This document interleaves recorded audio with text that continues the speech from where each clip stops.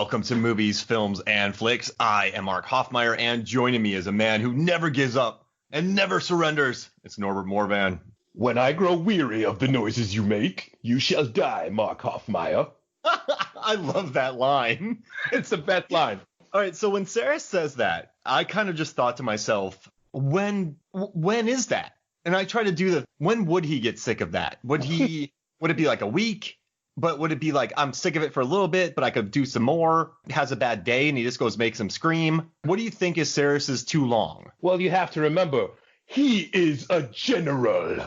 So therefore, there is a certain sociopathic joy that one derives from just the sounds of torture and murder because, you know, you are rampaging the galaxy in that awesome ship. Yeah. Who cares, man? You know, you do what you got to do. Yeah. And he's not dumb or stupid.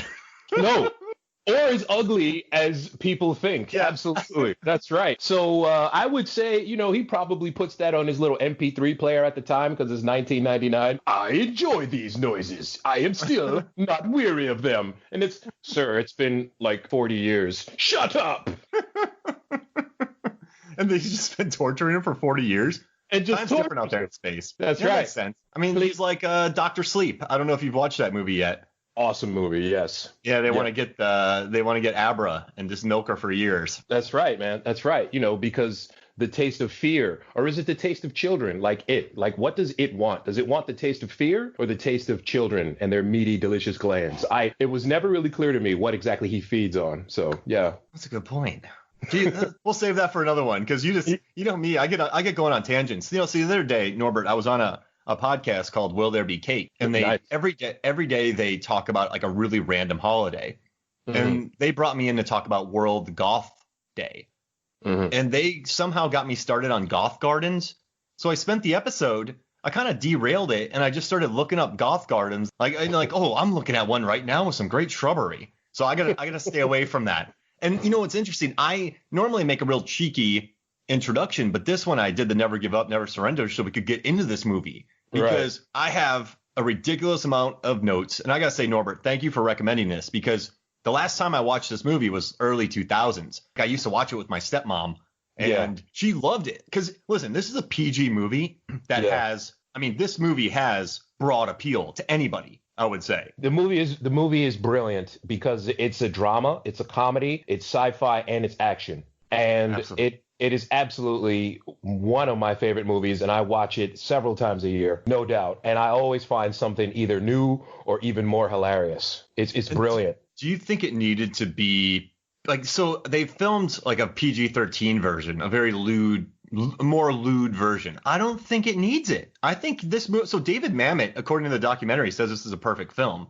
I don't think it needs the F-bombs. Do you? No, I agree. It would have been hilarious, that moment where Sigourney was going to say, well, F this. That would have been hilarious because there was no big cursing up until that point. But at the same time, you know, it's not a movie about gore. It's not a movie about excessive murder. It's not even one of those sci-fi movies where they just show you guts and slime to freak you out. So there is no particular need for, oh, well, shit.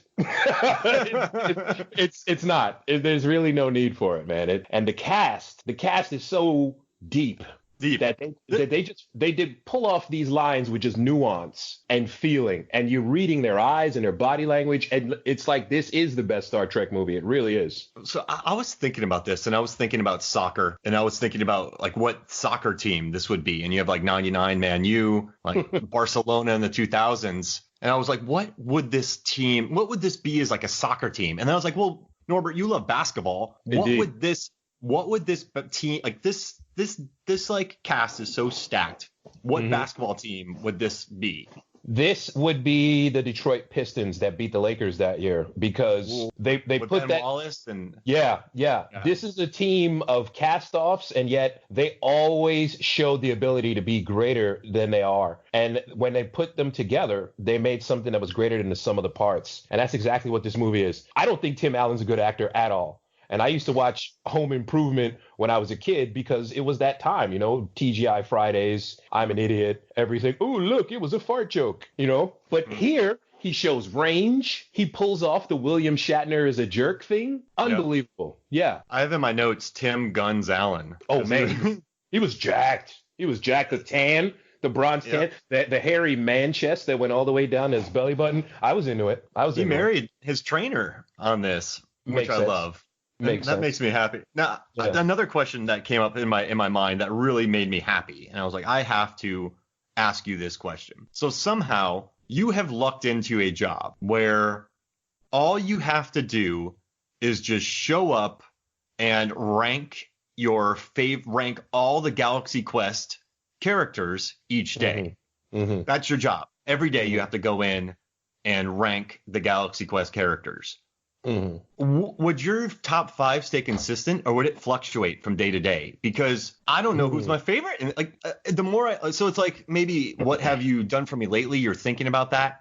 But you look through this bench, like, okay, so I think Mathazar is top 5 because Enrico Colantoni is just, he came up with the voice, the mannerisms when he's being tortured. Just the emotion he draws from that, and just the way he talks. Like, I mean, Guy Fleegman, Sam Rockwell. If you watch, man, he goes full Steve McQueen. He's in the background, and every shot where he's in the background, he's doing something. And I noticed something. Have you noticed this, Norbert, where he's clinging on to Sigourney Weaver? Yes. because in his mind, he's the red shirt. He's basically the audience. He represents the audience perspective in this movie of all the characters. There's always that one person. So just like us, we've been watching sci-fi for decades, so we know that the rando guy is always the red shirt. He's done for. So he's always grabbing onto Sigourney Weaver because she is like the second in command, basically. so he knows she'll never die. and really, I was gonna say, really, if I gotta rank the characters, look, man, it's got to be Tech Sergeant Chen. Yeah, it's got to be Tech Sergeant Chen, because he doesn't say much. And every time he pops up, you're drawn to him. And it's like he's on some kind of weed or acid, but you've never seen him take it. Why is he eating chips when they're about to crash into the planet trying to go get the ball of beryllium? He's just sitting there smiling the whole time. It's great. I have the answer for you. All right. So he was originally supposed to be Fleegman, but Sam Rockwell took that role. So he was supposed to step in as a character called Fred Kwan. And Fred Kwan, like, that wasn't the character. It really wasn't on the script. Yeah. So he was brought in, and they completely rewrote his character to where he was like David Carradine on the Kung Fu Pilot, where he's just on a different planet from everybody else. And Carradine was stoned the entire pilot. So they wanted him to be like this old burnout. Like, he's super chill at all the cons. He's just stoned. He's like, he's out there far out. He doesn't care. His brain's a little warped. He has fun with the teleporter. And he's just he has munchies, man. Like, he just wants to eat his chips because he's stoned, and he just is like living the dream. Where does he get a bag of chips on that runabout, man? It's hilarious. So he had a bag with him, and so there's a lot of cut scenes where he has this bag where he's like a stoner bag where he's just eating from it a lot. Like, so they cut out some scenes, so they had like a stoner bag for Tony Shalhoub, so he was just kind of munching during that. So that's where it comes from. He's like he's just a total burnout kind of stoner who wants to eat food and do group hugs. It's such a thing because in sci-fi, the engineer is usually a really eclectic guy, Oh, yeah. Scotty's an eclectic guy on Star Trek and Aliens. You got Brett and Parker. They're really weird. So you see this guy, he's stoned and he's bugging out. And that moment in the movie in sci-fi where, oh, snap, the engine is going to explode. We got to do something. Even Scotty and Brett and Parker, they're freaking out. Spit on it, for Christ's sake. The engine's overheating, And Scotty went, cannot take it anymore. He flips that completely. He's like, so, yes. Like, they're telling us that, the ship, it can't take it. The ship's like breaking apart and all that. So, just an FYI. And everybody is boom, bah, ah! And you just, you guys did a great job. It's awesome how they flip that trope on its ear. So who would be in your top 5 right now from this movie? And that's tough. And I get it. And I'm putting you on the spot. But give me your top 5. All right. So of the people who control the Protector, or just the cast? Anybody. Okay. For me, it's always Tech Sergeant Chen, and then Alan Rickman's character. Yeah, Alexander Dane, Dr. Lazarus.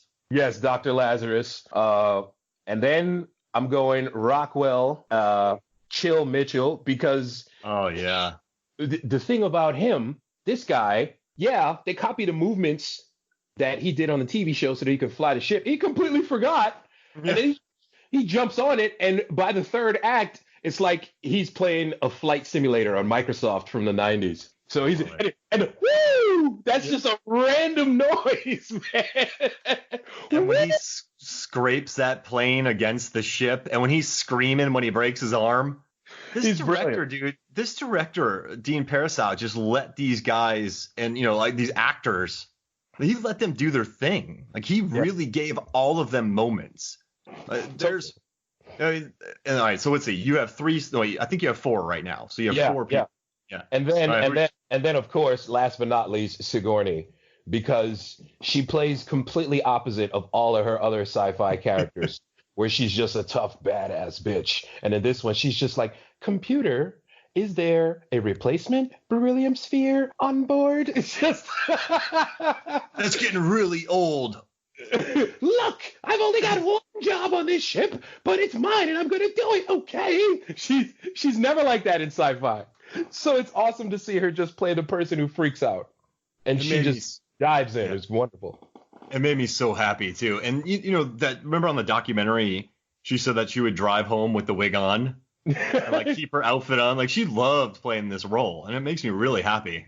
Let me tell you something, man. That girl is from New York City. Her dad, Pat Weaver, he was running NBC. He was in charge. He created The Tonight Show. She is just totally an uptown girl. You can tell whenever you see her in interviews and whatnot. She is happy to be there, and she's not a jerk about it. She's 100% New York in and out, man, all day.